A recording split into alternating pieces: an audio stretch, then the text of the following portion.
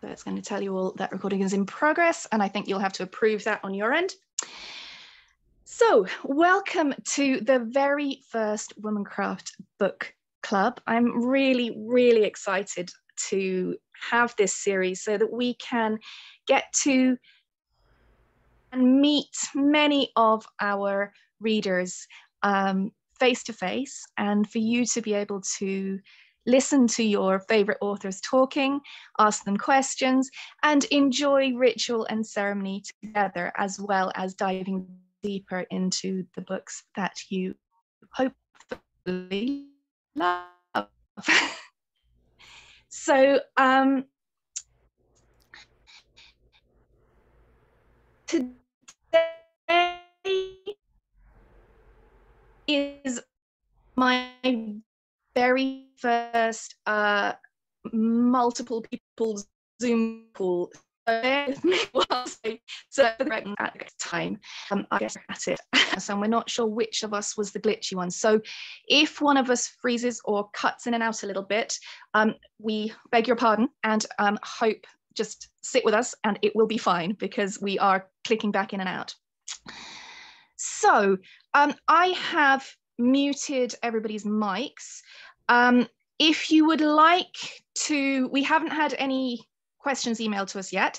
So if you would like to put any questions that you have into the chat bar, I will look at them as we go along to kind of get a sense of what questions are coming up. Anything else? Anything else? No. So welcome to the Sisters of the Solstice Moon discussion, Priestessing in the Future, the Loss of Goddess Culture and Rise of Patriarchy, with our wonderful author of 3 books, the trilogy of When She Wakes trilogy, Gina Martin. Gina is a high priestess and founder of the Dumnashi ceremonial circle in the Hudson Valley in New York State, USA. And she is also an acupuncturist by training and work. So she brings a lot of experience of ritual, ceremony, women's work, and our bodies and the energy that moves through them, all of which she brings to her books, as you will see. And we have had one request, which we will absolutely honor, that we will not give away any spoilers for the remaining books in the series, because we want to invite you to please, if you have enjoyed this one, to carry on and see where the adventure takes you. So, Gina, I'm handing over to you. Okay, all right. We are going to just settle ourselves in together and cast our circle. So I ask you first to simply bring your focus to your sits bones and just pay attention to your body weight as it rests on these beautiful bones, and just notice if you're sitting evenly or if there's more weight on one side than the other. And if it is uneven, simply allow yourself to move your weight back and forth a little bit, just an inch or two either way, side to side, like a pendulum swinging, and let that pendulum come to a gentle stillness as you come to your center.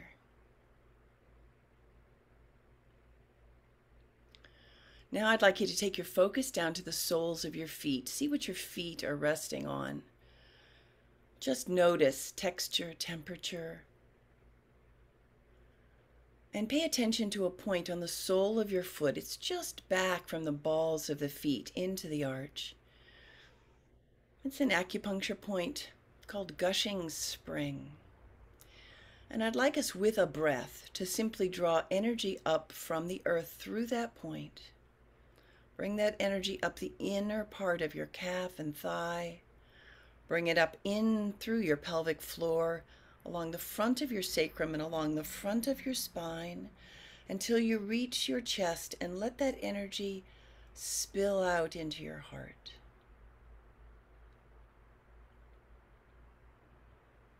I'm going to do that 2 more times. You can do it on your own timing. As you take a deep breath, you'll draw that energy up through the sole of the foot, through Gushing Spring, through the inner part of the leg and the thigh, pelvic floor, sacrum, spine, all the way up, and let it blossom as it spills into your heart.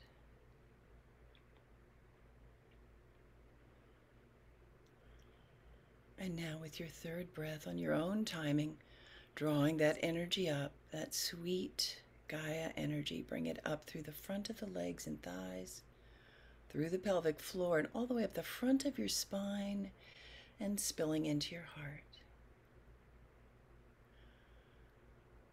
And allow this heart energy to ripple out. It ripples out through the front of your body and the sides and the back. It also ripples out through the waves of the interweb so that we connect together. The many-petaled flower that connects us today.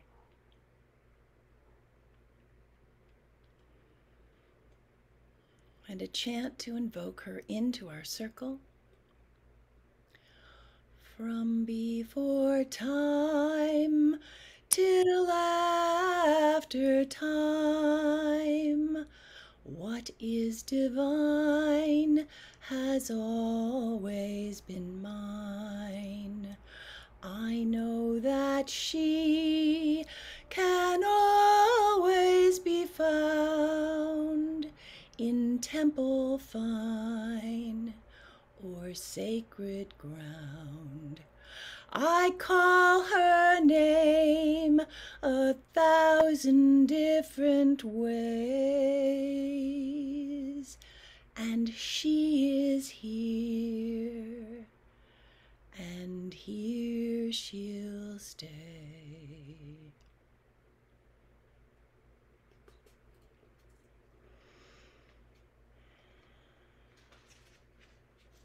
Sisters of the Solstice Moon, the quickening. The women are coming from the misty north and west, with the sands of deserts rich with spikenard and amber, with diadem of crescent moon, torques of gold and copper. The women are coming from Artemis and Kali Ma. Epona comes with Isis, Nemetona, Kayak, Inanna, Nut, Ishel, Brige. The women are coming, walking the threads of time. The full moon spills light across the sapphire and jade, the topaz and pearl of the earth on this, the longest night of the year. Around the world, all the people celebrate with song, with dance, with prayer, with fire, asking for the return of the light, for the lengthening of days, for life to be reconfirmed. This night of the winter solstice is a magic night. This full moon, a powerful one. Their alignment creates the cauldron of transformation. Poised on the edge of the beginning of an end, the earth holds her breath. Across the planet, 13 women receive the same vision. Some are suspended in ecstatic trance. Some are gripped by nightmarish fever dreams. All see what is to come. They know they have been called, and they know they will answer her.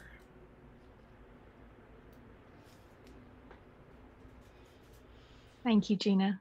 I love those words. I so love those words. They just hold so much magic. Thank you. How did Sisters of the Solstice Moon first visit you? What was it that first appeared for you? Was it one of the characters? Was it a kind of a knowing of the whole world? What was it? Funny story. I got this story downloaded in like a big block of information. And it was clear to me that there was a story about 13 women from around the planet who came together to protect and save goddess wisdom. I knew it was pre-patriarchal, and that's all I knew. And I had this download for about 5 years. And I continued to tell all my women friends, someday I'm going to write a book and it's going to be about this. And everybody said, "Ooh, that's cool, Gina." And then, of course, I didn't sit down to write it because I was doing life. Um, I since have found out that two other women that I really admire, who I think are prototypes of priestesses in the modern world, received the same kind of story around the same time I did. And we were all super busy. I just was the first one that got around to writing it down. So I think it's really clear that the goddess needed this to be told. And she pounded on numerous brains until one of us actually sat down to write it. So I don't take credit for a unique idea. I simply was the one who was pestered harder and faster, I think, and got to doing it. So. Had you had that experience before? You know, I've never written before fiction. I wrote textbooks. I've done meditations. I've created rituals for decades. You know, I've created things that held together with words, but I never wrote fiction. I didn't think of myself as an author. This story just needed to be told. And so I figured, well, I would do it, and it would do whatever it was supposed to do in the world. And that would be it. And then through the process of being in a writing group with other women who supported the work and said, "Ooh, this is kind of good," I got braver. And so that's when it became a notion of, well, maybe instead of just writing it, maybe it could find a platform to be seen and heard out into the world. And then you found us.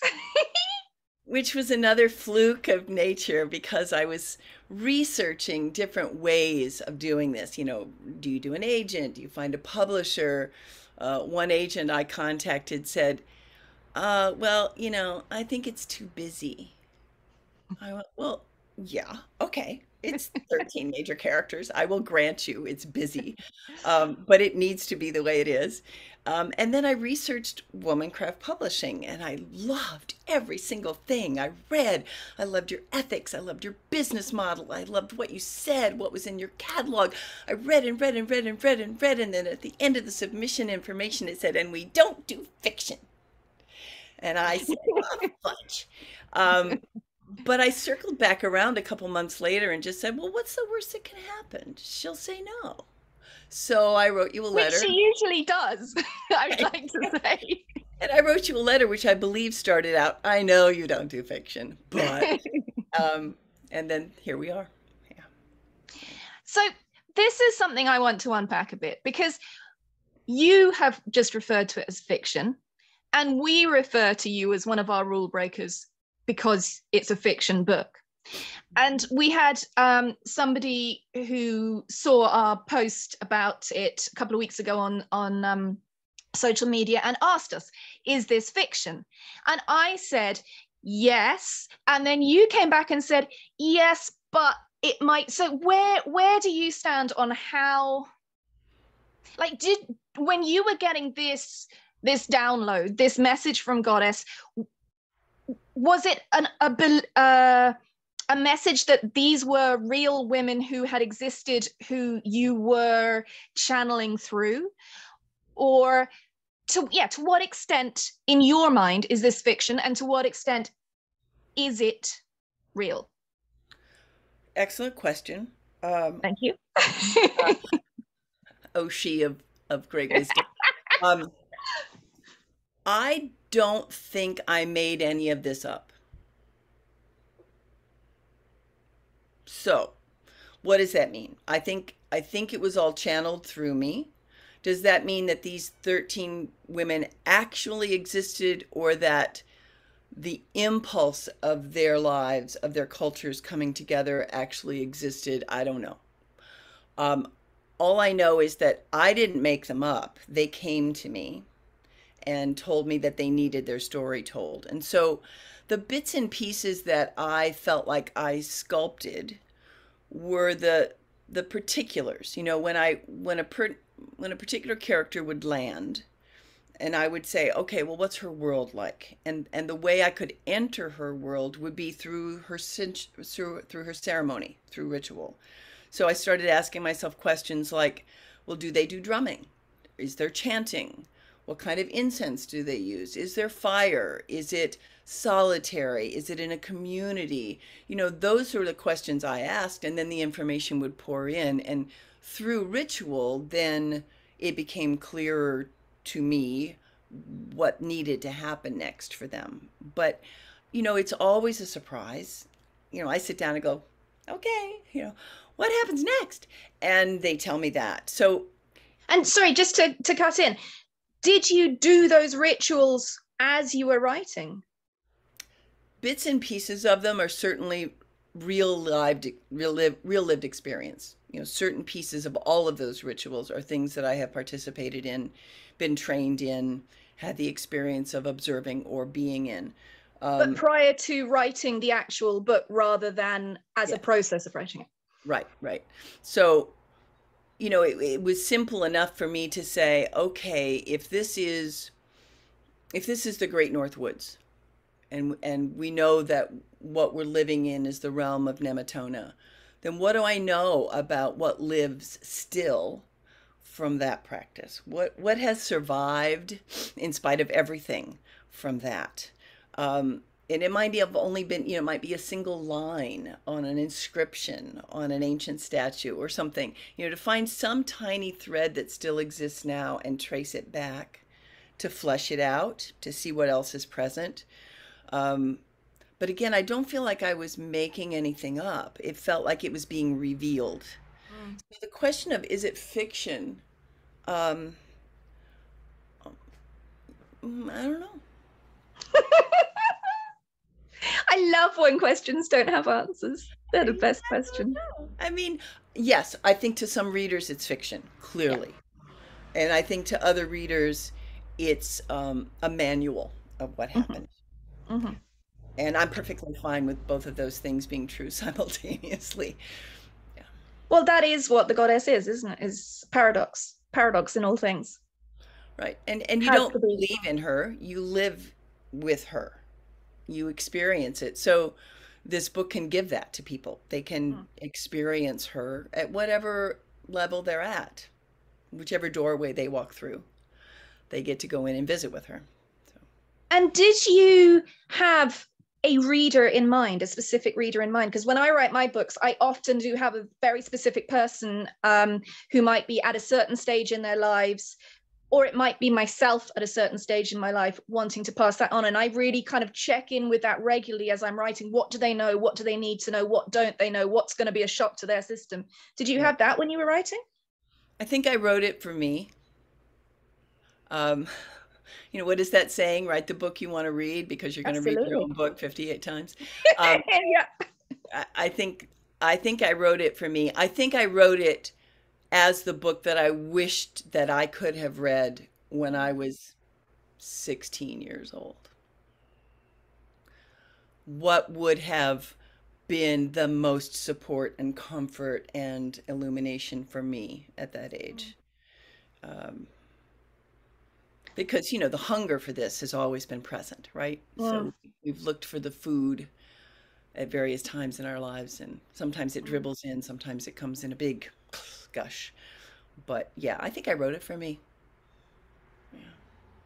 And do you have a kind of this is a question that I wanted to ask towards the end, but I feel like I want to put it in now because it feels right. Do you have kind of an intention for or with these books? Do you have a kind of a wish or a hope or a door that they might open or a thing that they might make happen, or how they might meet the reader? Is there something that you are longing for? Is there something that you've heard has happened? Yes. I grew up, I was born in 1955, so my early upbringing was very conventionally 1950s America, where everybody tried to be exactly the same and all women wore pretty little dresses. And my mother was a radical feminist from an early age, an angry radical feminist from an early age, an early belonging to the League of Women Voters, and she would take me around with her. I remember going around with her when I was 5 or 6 to knock on doors to see if women were registered to vote, and having doors slammed in our faces by the men of the house. Mm. So those circumstances, those experiences are very deep in me. The need to overcome that is very powerful. And I think as a young girl, knowing that it's being able to see something, seeing it exemplified in someone, a female attorney or a female doctor or a female judge or someone with some sovereignty outside of the home was really important to me. And not just the nuns, because I went to Catholic schools, and those were women in authority, but under the big old thumb of a patriarchal system. So seeing role models mattered to me. They made it possible for it to be true. And I would like these books to make it possible for it to be true for my readers. That the patriarchy has a certain momentum and that things shift. Because we have always lived in patriarchy, and we tend to look at history and time in terms of our lifetimes, which are very short, whereas what you are giving us in the 3 books is very much a bigger view of how things can shift and how things haven't always been this way. Yes. I think with this book, I wanted to immerse people in the notion that it wasn't always this way. There was a world before patriarchy, that it had a richness and a variety, that it was of their place, that each of those cultures was of the place where the people lived, the food they ate, the air they breathed, that is how Goddess manifests. Through us being in relationship with place, and that so much then grows from that rich soil of place, and that's all true. So if we can know that that was true, we can envision something that returns to that sense of belonging, of being, of place, of time, of her. And that is what I love so much, is that evocation of place, of ceremony, of people, which brings it to life. You it was living, and therefore is still living, because the roots of all of those things have carried on through. Yes. So I've got a question for you, which is this: how did you go about choosing the cultures that the priestesses came from? And are there any that because obviously 13 is a very special number for the sacred feminine. Are there any more that you really had to battle to kind of think, oh, I need to include it, but I can't because I've got my 13? Yes, all of that. Sorry, can I just say, people, I don't know the answers to these questions. I've never had the chance to ask her any of this. So this is great for me too. There are so many goddesses who sat in a great big circle and asked to be included. And, it was a little bit like picking your baseball team. I had to pick a team.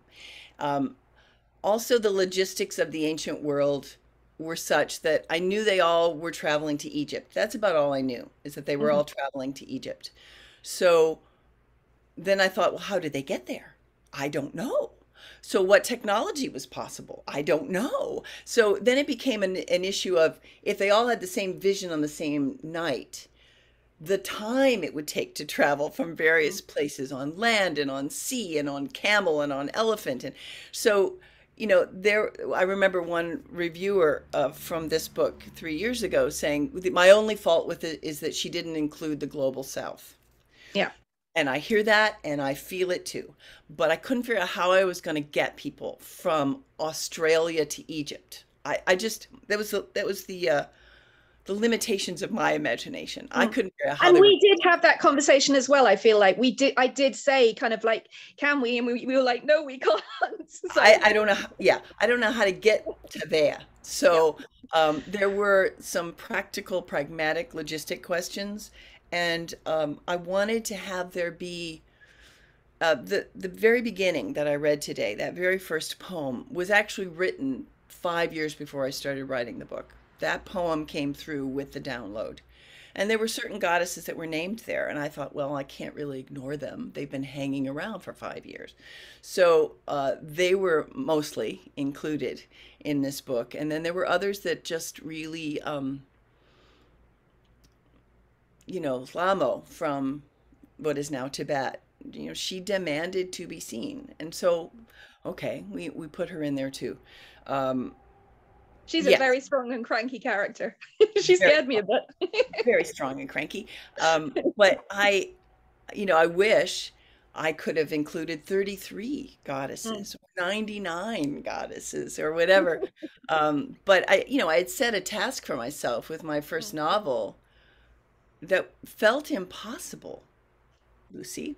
I mean, why didn't I write a book about a sweet little Catholic girl from Indiana who moved to the big city? You I know, know. Well, why don't I write easy books that I can talk to people at I, dinner parties about instead of weird books? Like, I yeah, people agree. say, So yeah, I what's hear it you. about? I go, well, it's pre-patriarchal speculative fiction. Yeah, yeah, But you're supposed to write what you know. And I felt like, well, I could have written that singular sort of autobiographical thing, but I didn't want to. I didn't want to read it either. So I feel like this is also something that I know, that this book is also something that I know because I've been granted access to this yeah. information.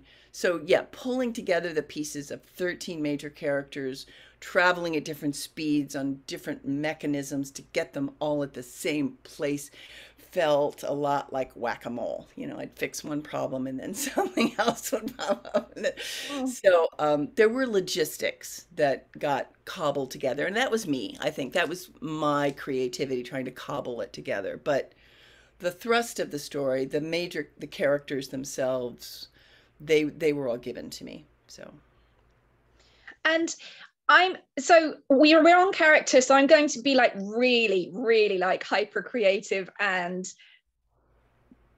fabulous at my general organization of the Zoom call, and now weave in questions whilst I'm continuing to ask my own questions too. Are you ready for this, Gina? Brace yourself.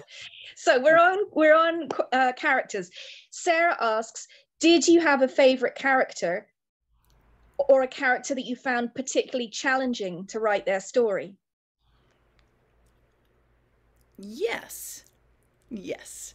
I think the character that I resonated or identified with the most was Ifakta, who's the girl from the Great North Woods, who's she's a pain in the ass, and she really doesn't want to listen to authority, and she really is troublesome. And there was something about her that spoke to my rebellious child, who never actually appeared in my childhood, but she appeared for me as I was writing this book. Um, the character that I found the most challenging, which is also one of those things of, the people that bother you the most are the ones that are demonstrating the very qualities that you have your trouble with yourself, uh, was Ushua, who is the priestess of Ishel from the Yucatan. And she is powerful and proud and a certain degree arrogant and supercilious. And I found her challenging probably because I have those very same qualities myself. Thank you for your honesty, and I haven't seen them, but I will trust you on it. And I want to talk favorite scenes. And I just need to say now, my favorite scene, for those of you who don't know me very well, I love reading sex stuff. So it was The Sex Mist. Gina writes the most fabulous sex scenes, and I encourage her on endlessly because she's just such a great writer of them. But when Patrick, my husband, was reading it through, he named it The Sex Mist. So they go, and there's this ritual coupling in a cave, and this mist appears around to protect them as they carry on. I'm having these horrible feelings that this is book 2, but it's not, is it? It really No, is. book 1. I've just ruined everyone's evening. Okay, so I love that scene. I think it's very evocative, and I also love magic realism. That is my sort of fiction, which is why I love Gina's work so much. And so this this mixing of this very real ritual that would have been done alongside this magic realism, pathetic fallacy is what we call it in English literature studies, where, you know, nature is influenced by the action of what is going on in the plot itself and is in response to that. That was fabulous for me. So what it's like, this is asking you to choose between your babies, but and Gina has two children, and she calls them favorite son and favorite daughter. And when she first started talking to me, I didn't know how many children she had, and I thought, oh God, maybe she's got an unfavorite daughter as well. So I'm asking you to choose between your children, but what's your favorite scene in Sisters of the Solstice Moon?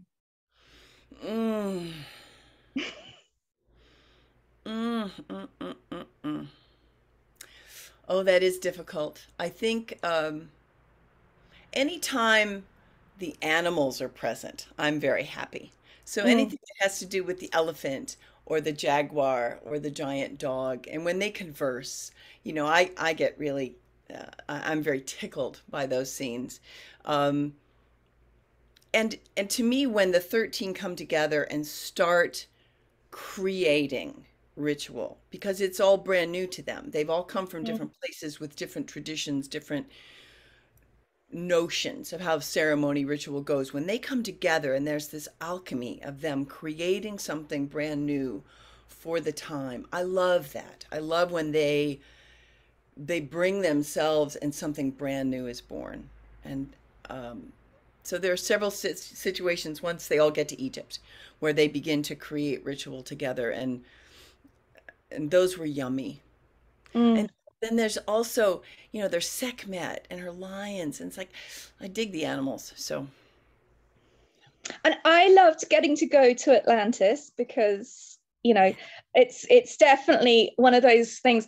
I'm not a conspiracy theorist. I'm not, you know, the pyramids were put there by aliens people, but I do have this secret longing that Atlantis is true. And so to actually get to go there with you was rather fabulous. well, I think it's so hubristic of us as modern peoples to think that the civilizations that we know of are the only ones that ever were. Mm, Really? You know, mm. time's gone on for a long time, and a lot of shit's happened, and there's probably been a lot of other things that did happen. And if the myth continues, to me, the myth is the kernel of something real. So Mm. if the myth continues, there's a reason.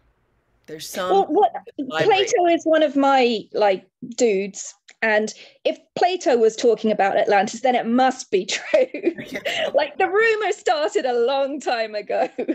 But you know, it's like a cello string. If it's plucked, you know, it continues to vibrate. And mythologies are like that to me. If the story is resonant enough of truth that it continues on for however long, it started in something true.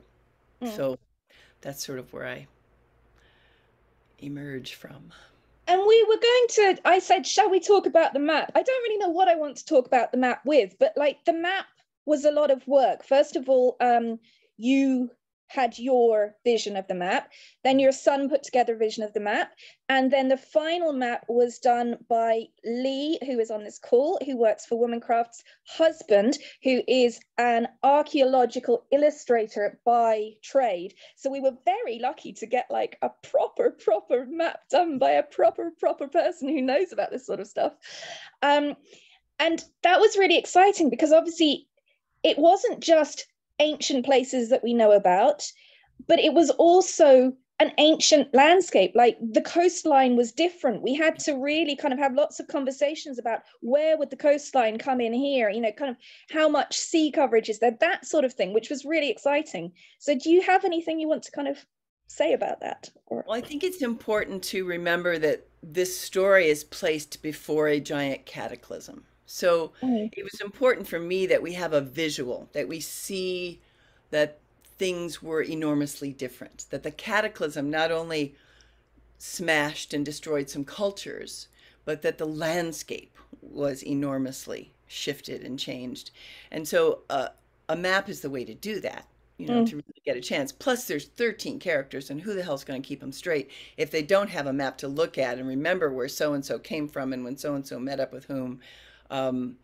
That as was well as our list of characters and our pronunciation of characters' names. Like, we were really going for supporting people to really understand and take ownership and be able to kind of visualize and talk about this world, and kind of give all the tools that we could to be able to enable that, because there's a lot of pronunciations that are tricky. There was a lot of geography that people might not, have just in their heads.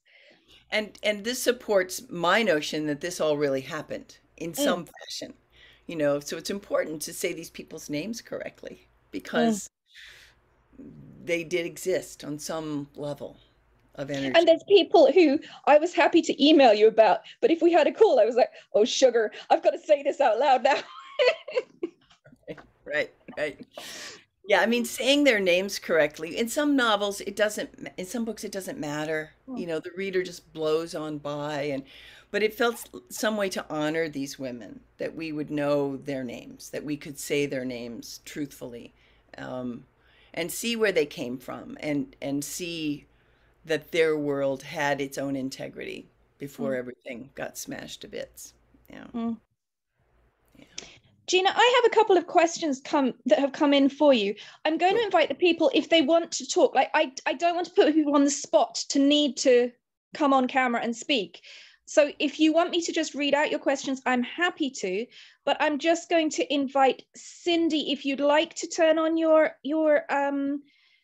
microphone and ask your questions in person, please do. If not, I'll wait 30 seconds, and if you haven't, I will read it out to Gina. So that's an invitation to you, Cindy, if you'd like to.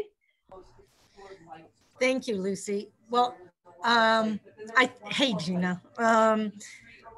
I think Gina in some way has answered it. And my question, for those who may not have seen in the chat, was how much of this was channeled and how much of it was the result of research that was done about each of the 13 worlds and ceremonies and women, etc.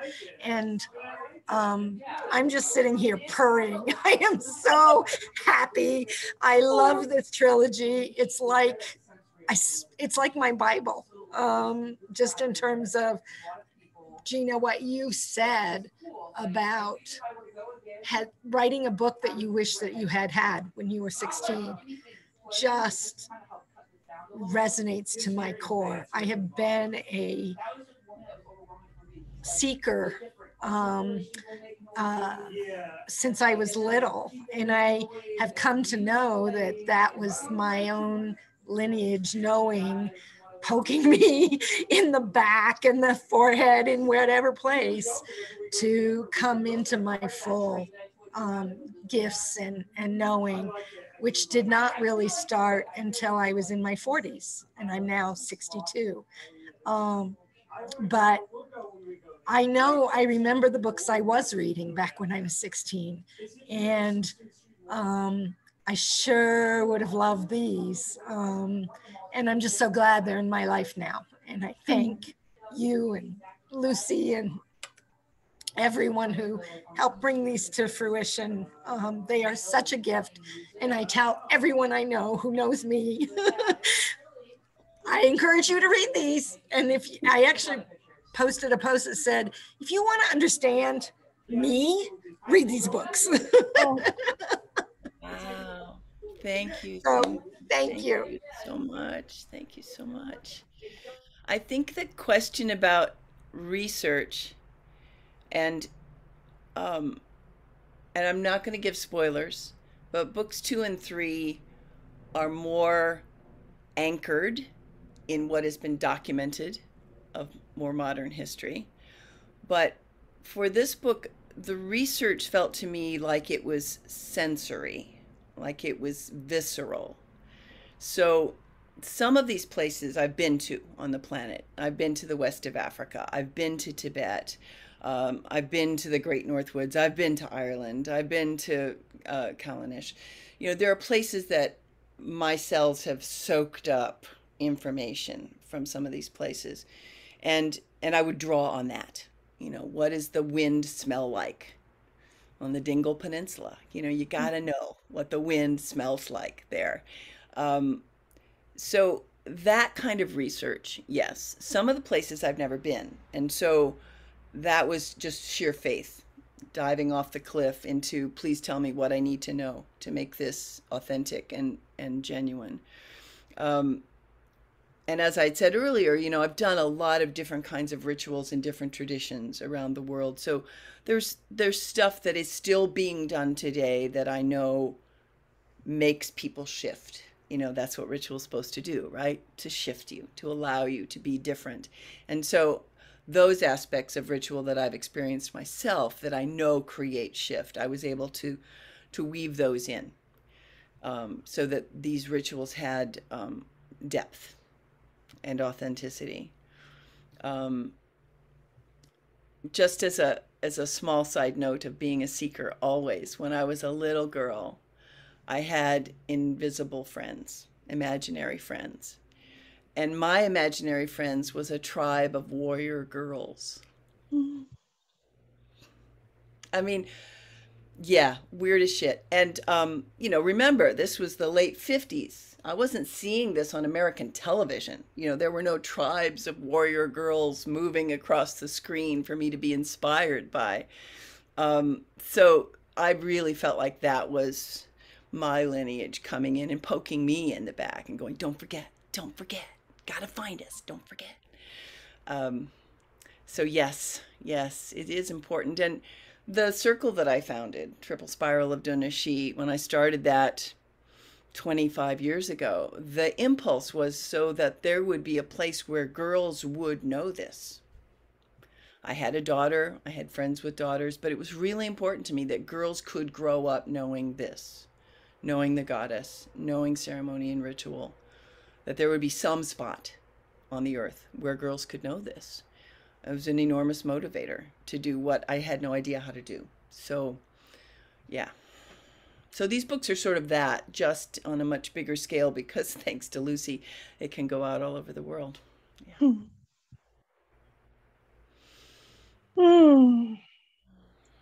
Thank you, Gina.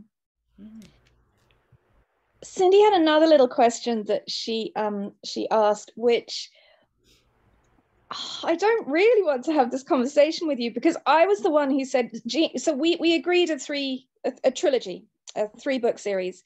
And then Gina got onto me sometime in lockdown and said, well, Lucy, I think it might be a 4.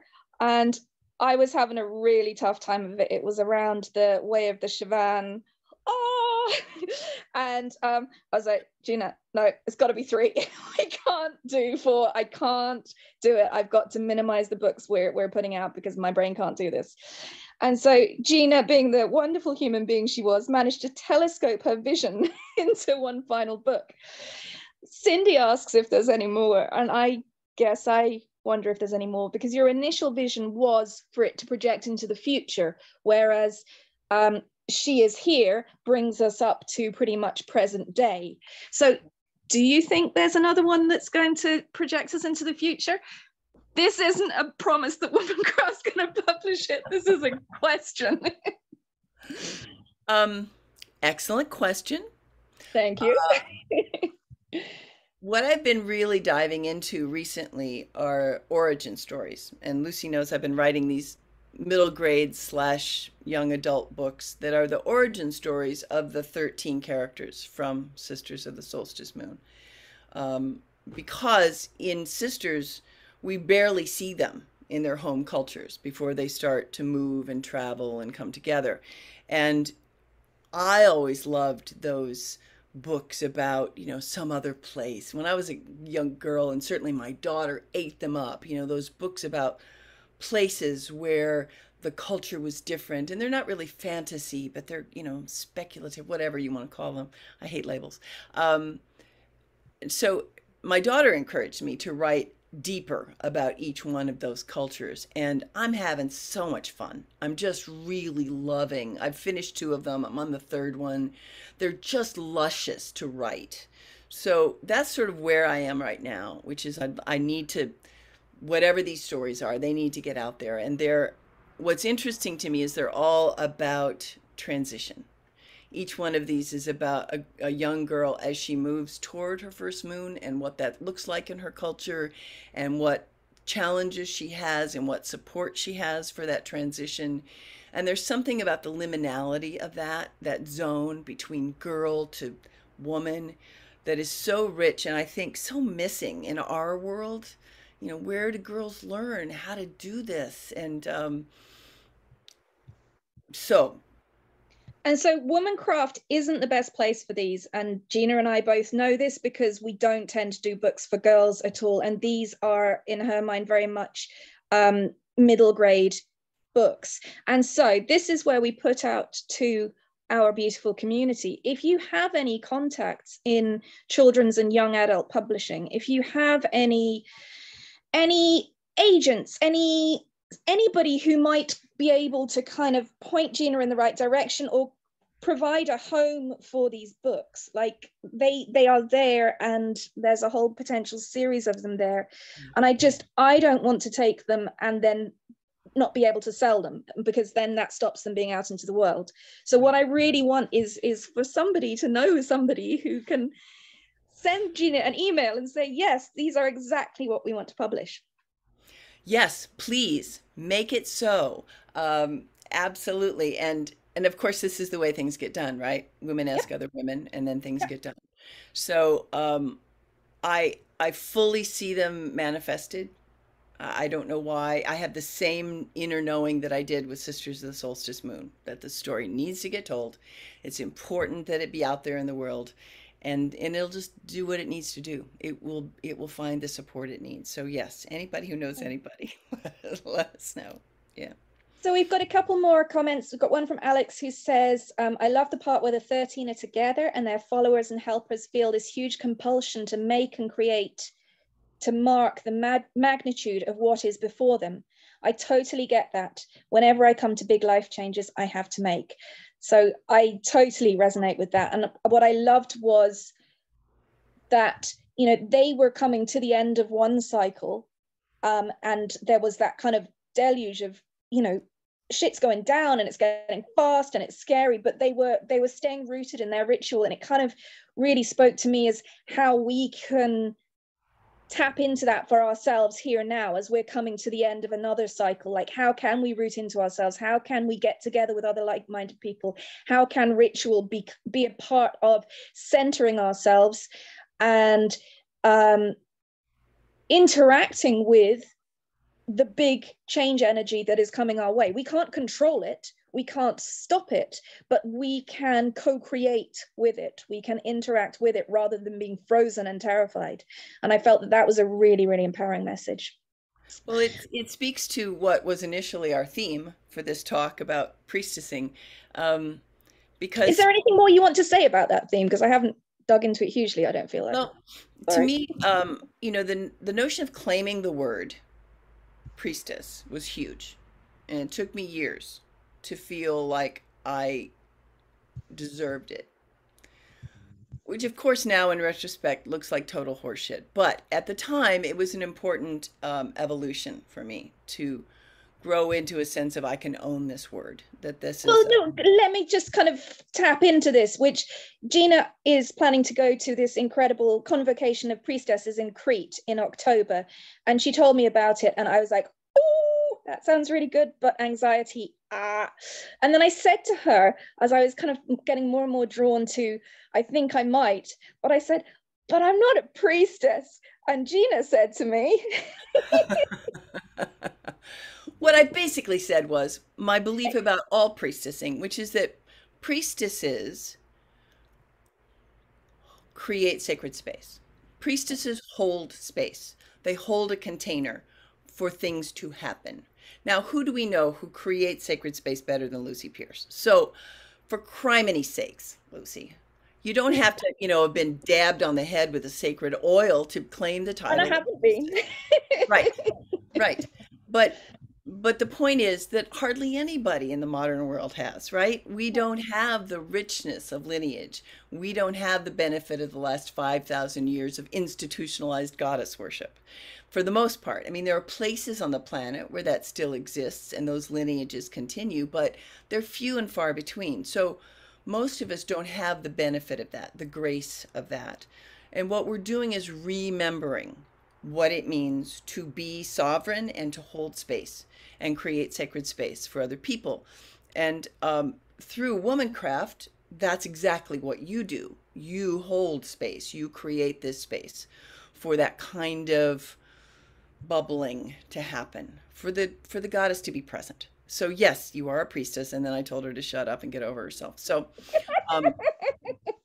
yes, that's it. But you know, and I think you'd probably be quite as fierce with anybody else. I mean, my feeling is that we all can priestess in so many different ways. Social workers are priestesses, and nurses are priestesses, and mothers are priestesses, and as Sarah has shown us, cooking in the kitchen, you're a priestess. And you know, I mean, there are so many ways that ritual and ceremony and sacred space can be stitch witching. You know, you can make a scarf for somebody and you're a priestess. And so it doesn't mean necessarily creating ceremony for 250 people, which I've done, which, you know, you need 5 days to recuperate afterwards. That, yes, is a kind of priestessing, but wiping a sick kid's brow in the middle of the night is priestessing too. So we need to give ourselves permission to take the title back because it has been denied us for so long. Nobody's going to give us permission. We have to do it for ourselves, and so occasionally for each other, where you take your sister and you shake her by the shoulders and go, shut up. Exactly. But that's priestessing in the modern world. That's priestessing through the dying of the patriarchy and into what comes next. Is that we get to claim that every moment is sacred, and we get to claim that we can be present for that and hold that space for other people. That's my feeling. I get a little vehement about it. Can you tell? That's what I love. So holding this space, I'm feeling two contradictory urges. I'm feeling the urge that we have 6 minutes to go, and I want to honor the fact that we're closing at 8, and that I would really love to close with a little passage from the book and a chant. But I also am feeling like if somebody has come on to this call tonight who has something urgent that they need to share with us, that they want to feedback that they want to give you, hopefully loving, or something that they just need to share, or a thought, I invite you to do that now, but I ask you to please be very brief, because I would like for us all to finish on time. So if anybody who hasn't spoken yet would like to unmute themselves and briefly share something.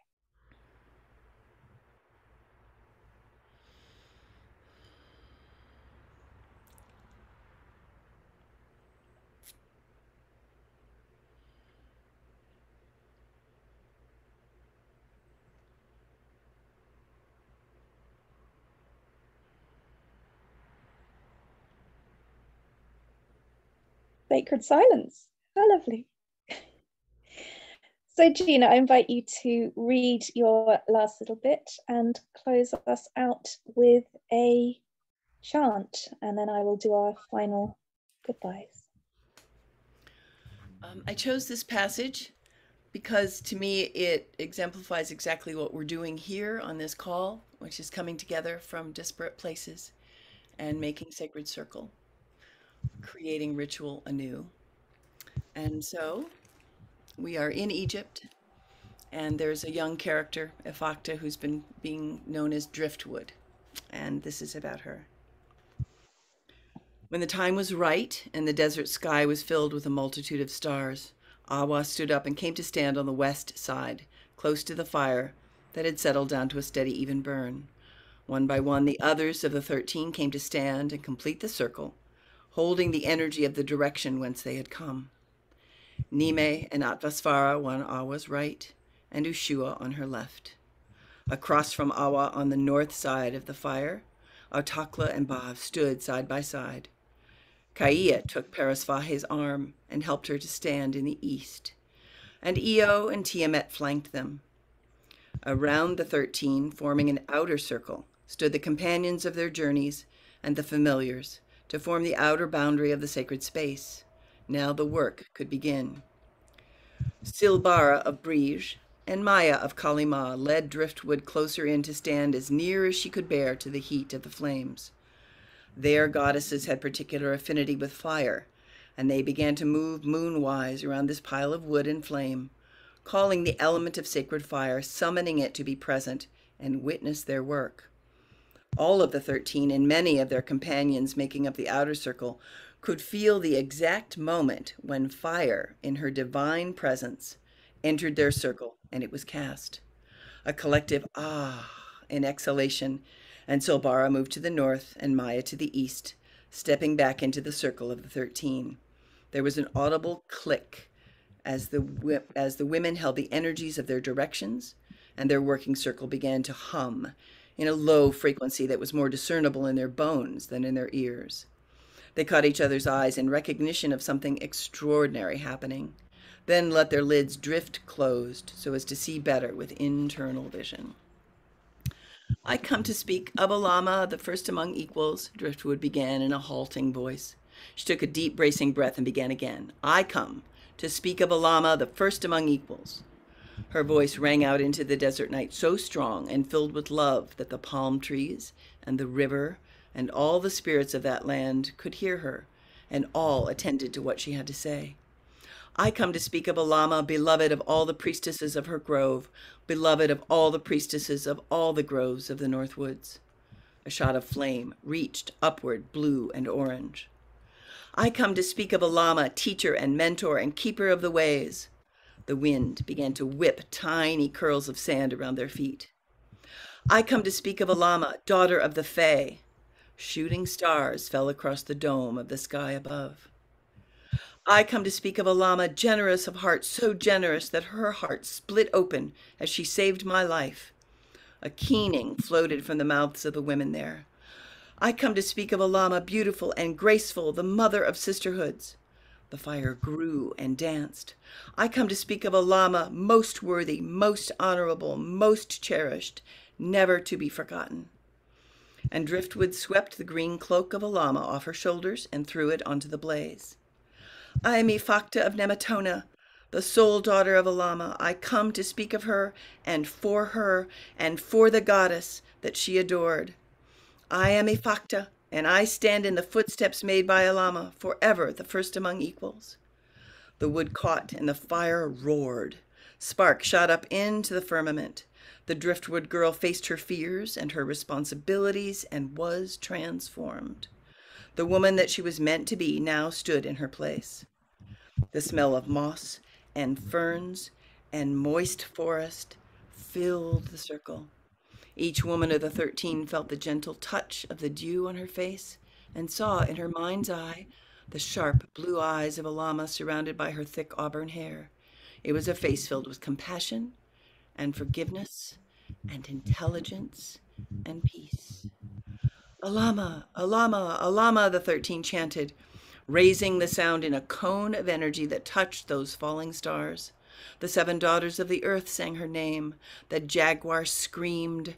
The hound let loose a single deep bray. The elephant ripped the night with sound. And when the last thread of Alama's cloak was consumed by the flames, the fire folded in on itself and was immediately extinguished.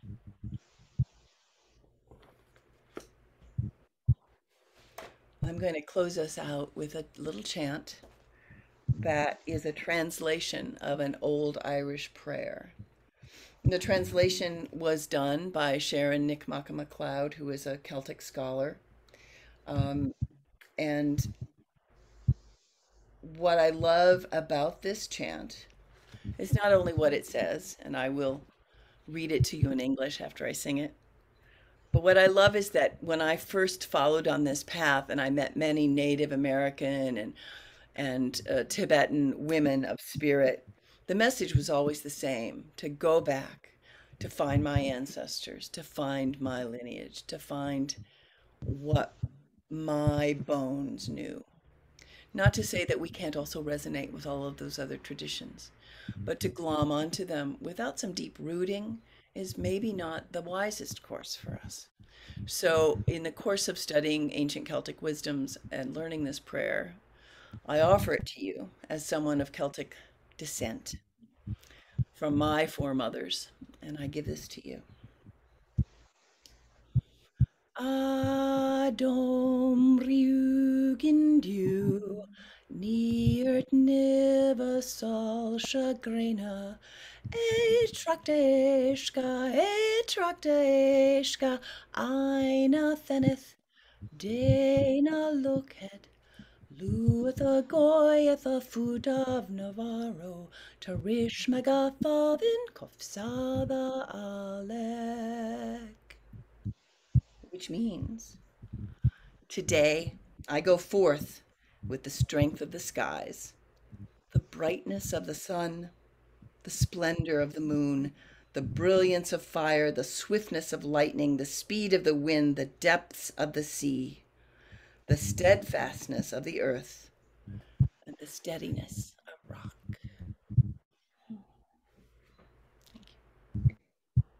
Thank you, Gina.